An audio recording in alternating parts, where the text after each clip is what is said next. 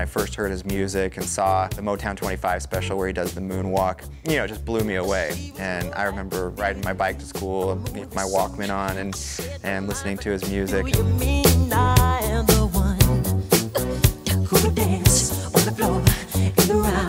I think what made me do a book like this is similar to the Beatles. Michael grew as an artist, and I felt like I grew with him and could appreciate his work on different levels. If you wanna make the world a better place, take a look at yourself and then make a change. I started it in 2005. All of the focus at that time had pretty much shifted from his creative work, his music, you know, what had made him so popular in the first place, to scandals and controversies. You go to a library, there's just very little that focused on Michael's music. The fact that there wasn't a book that kind of comprehensively assessed him as an artist was extremely surprising, and I felt needed to be done.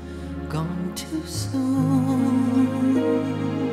For years, Michael wasn't being taken seriously. People had kind of forgotten, but when he passed, you saw, I mean, there was this huge global outpouring from every corner of the world. It was very emotional for a lot of people because they connected his music to their childhood.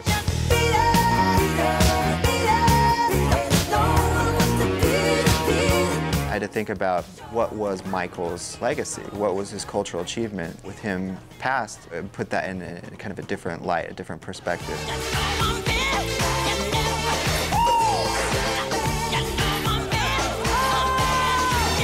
Michael pioneered short films, music videos, broke down the color barrier at MTV. You know, he had accomplished so much. When you heard a Michael Jackson song, and still when you hear Michael Jackson songs, there are now visual associations. When you hear Thriller, I mean, it's almost impossible not to think of, you know, the choreography, the red jacket, the dancing with zombies. He never liked to call them music videos. He liked to call them short films.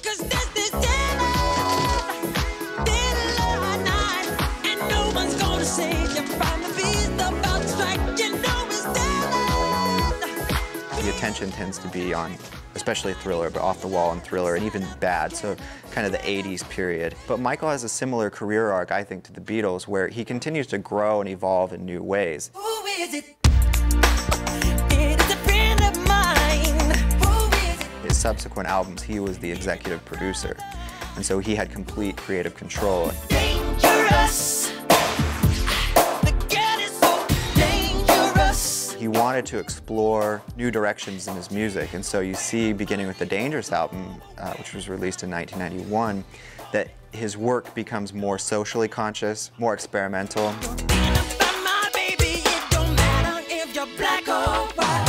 With Dangerous, he's doing everything from gospel to, you know, to R&B, to hip-hop, to rock. I think in the US, he's part of that trilogy, you know, with Elvis, the Beatles, and Michael Jackson. He was the first artist that really every single corner of the world, people recognized his face more than presidents. I think Michael's global impact is unprecedented.